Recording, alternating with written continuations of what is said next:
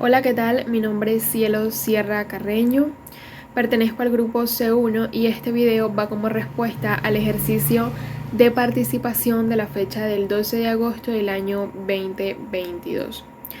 La noticia o el suceso que he escogido se titula Miles de indígenas desplazados claman por sus derechos en un asentamiento en la ciudad de Bogotá, tal como se muestra por acá. Esta noticia se redacta en el mes de octubre del año 2021, es decir, el año pasado. La noticia se redacta en octubre, pero los sucesos acontecen el 25 de marzo del año 2021. Bien, para adentrarnos al problema, iniciamos, aclarando quién es esta comunidad o de quiénes se trata. Esta comunidad es el grupo indígena donde hay emberas y cubeos, que son originarios del país de Colombia. Bien, para adentrarnos ahora a la naturaleza de lo que vendría siendo el problema o el desarrollo de la noticia, el problema es que estas familias abandonan sus resguardos y llegan hasta la capital de Colombia, es decir, hasta la ciudad de Bogotá, con un fin y con un solo objetivo y es el de reivindicar sus derechos básicos y además que se les pueda de alguna manera garantizar el retorno hacia sus resguardos o hacia sus lugares de vivienda. Ahora, como causa de este problema, según el mismo artículo de la noticia, iniciamos hablando de la violencia que siempre ha existido, que siempre ha estado inmersa en los grupos indígenas, todo esto por tras de un fin, y es el control de las tierras. No solamente hablamos de la violencia en la cual se encuentran, implicados estos grupos indígenas, sino que también tenemos que hablar del narcotráfico, de la minería ilegal, claramente del conflicto armado que durante muchos años ha estado dentro del país y de muchos grupos étnicos y de muchas culturas. Y por último, hablamos también de los cultivos que pues se hacen de manera o se ejercen de manera ilícita. Estas son solo algunas de las razones por las que estos grupos son, forzados a abandonar sus resguardos. Bien, ahora hablamos de este grupo étnico o de este grupo indígena como víctimas del conflicto armado, sí. Pero cuando este grupo étnico, según lo redacta la noticia, llegan a la ciudad de Bogotá buscando pues la debida ayuda, resulta que ahora no son solo víctimas del conflicto armado, sino que ahora pasan a ser víctimas también de la discriminación. Dentro de varios relatos que hay dentro de la noticia tenemos, por ejemplo, el de una líder de la comunidad donde ella expresa abiertamente que dentro de sus lugares de vivienda a ellos los asesinan por temas ilícitos de minería ilegal. También menciona el tema del conflicto armado, el microtráfico, los cultivos ilícitos. Y también menciona dentro de pues, su espacio, el espacio que le dan en medio de la entrevista, que ellos salen de sus resguardos y de sus viviendas obligados por pues, toda la situación que les acontece. Y resulta que en las ciudades, así lo dice textualmente, de una u otra forma les asesinan. Y estas formas a las cuales ella se refiere son, formas culturales, físicamente.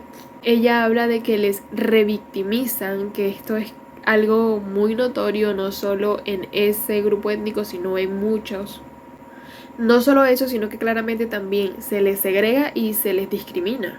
Ahora, para hablar un poco acerca de lo que serían las soluciones o las posibles soluciones de las que se redacta en la misma noticia, es que la alcaldesa de Colombia sostiene que su gobierno ha entregado más de $400.000 en ayudas.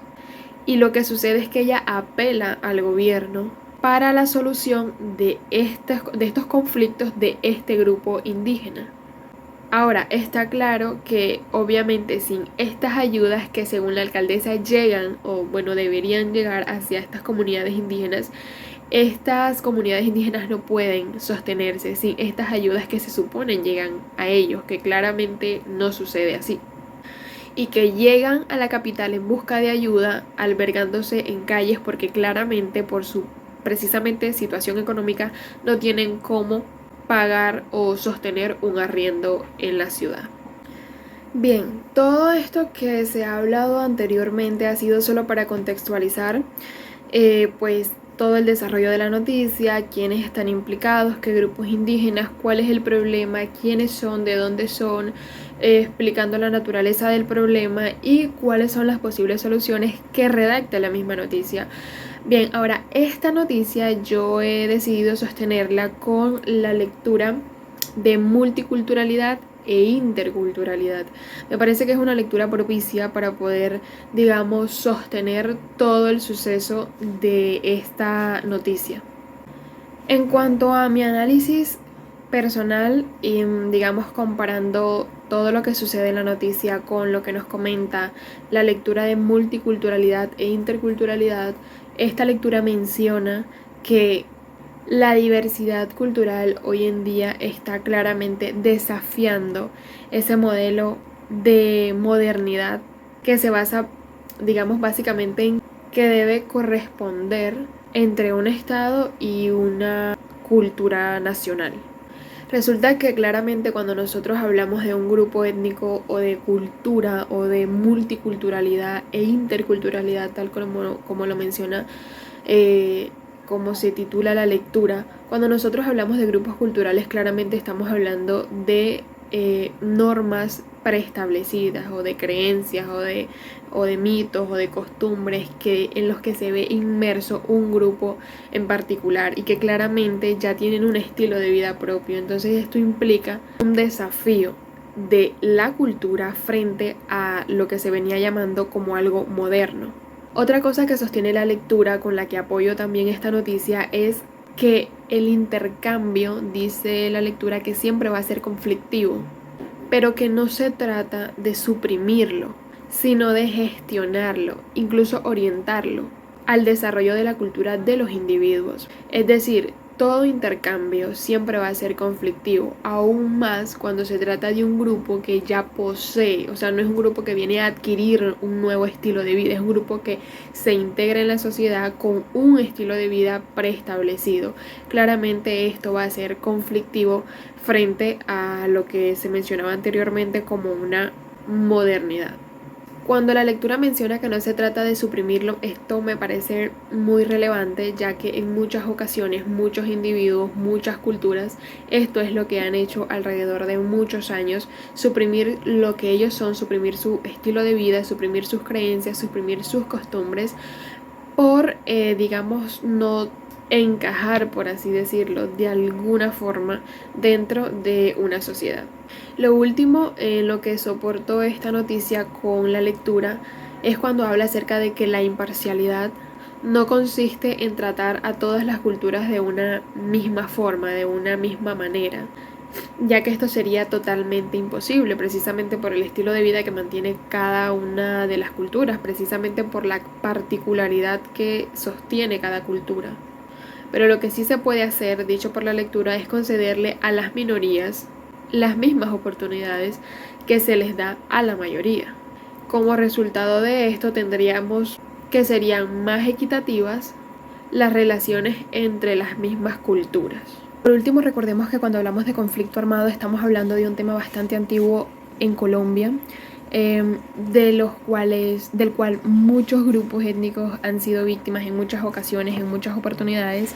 Y en la noticia que presenté anteriormente, la mayoría de las personas que estaban en situación de calle perteneciente a estas culturas, hablábamos de niños de brazos y de jóvenes. Es decir, el riesgo al que se exponen es bastante grande y bastante grave. Finalmente, se tiene que tener claro y en cuenta también cuál es el papel que desempeña la cultura frente a una sociedad, pero también cuál es la tarea del Estado frente a estas culturas, que pues ya a modo de cierre y de reflexión, todos entendemos y sabemos que en Colombia el trato hacia las culturas indígenas, hacia los grupos indígenas, nunca ha sido el mejor, ni el más estable, ni el más sano, ya que se entiende que el Estado tiene una obligación y una tarea frente a estos grupos indígenas, misma que no ha cumplido en su totalidad. Muchas gracias.